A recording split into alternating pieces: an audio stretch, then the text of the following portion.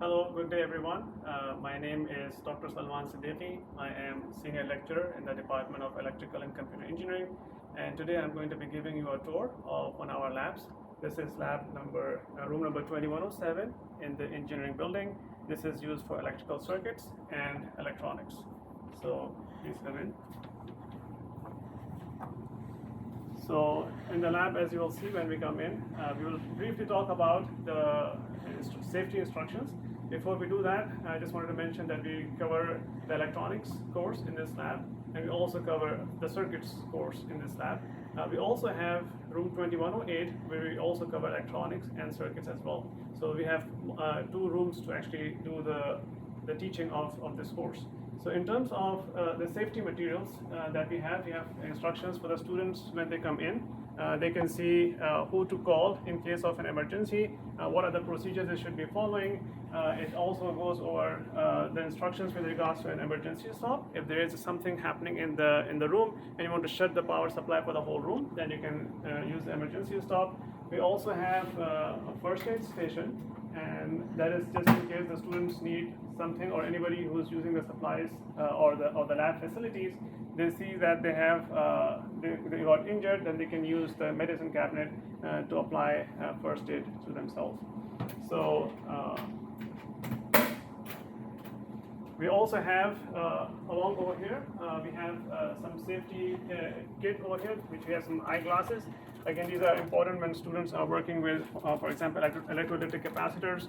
They want to make sure that they are wearing these in case the capacitors are connected in the opposite direction. There's a danger of exploding. So the students are explained all these things in the very first session that they have.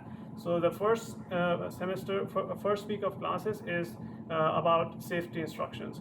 So we have a portion of it in the lab manual, which goes over all the safety instructions, which the students have seen in circuits too. So this is something that they are aware of.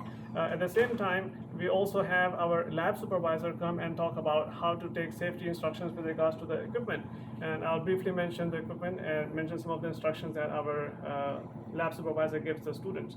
So in terms of the eyewear, they have some wipes over here, and they also have the wipes also on the stations so that they can use them before they wear them. They actually are supposed to clean it, and of course supposed to clean it before they keep it as well.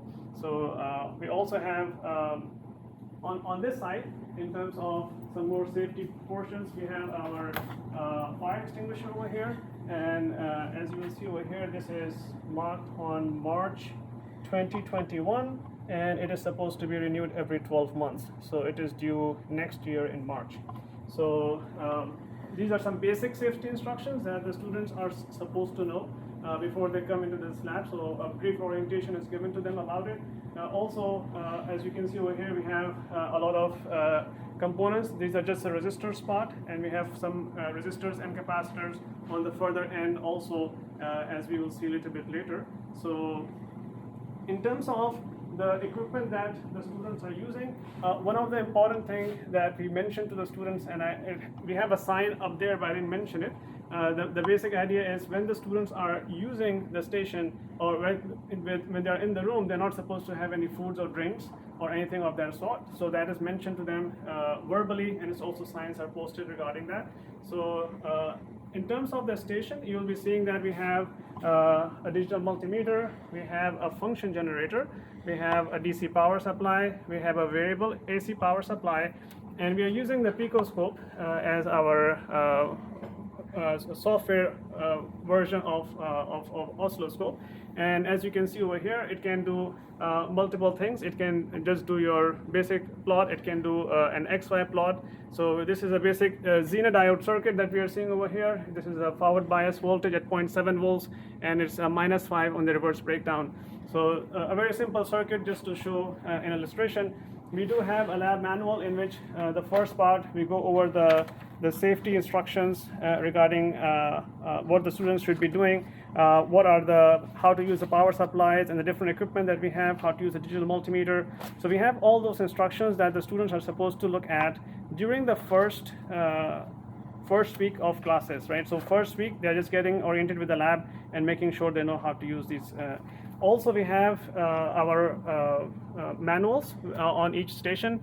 Students also have an electronic copy of this on their learning management system, so they can have access to them and they can review those as needed. So also you will be seeing that we have from the instructor station, you can actually project either a PowerPoint or a video or something that we want to show. And in this one, I'm basically showing a functionality of how you can troubleshoot diodes. Right, so how can students use a multimeter to troubleshoot diode? So instructions are given to them, and they're asked to actually do those, follow through the instructions during the first week of classes, just to get an understanding of how the equipment is supposed to work. Over here, you'll be seeing that we have plenty of other components.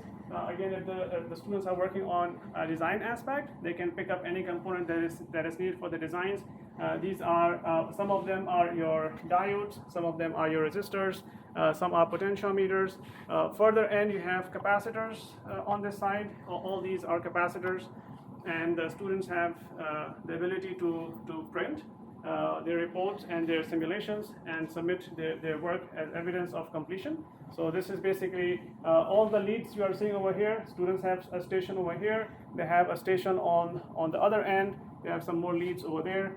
And in terms of oscilloscope leads, we have at two ends of the classroom. One end is over there, as you can see, all the oscilloscope leads, and then one is closer to the door. So this way it is accessible to the students wherever they are.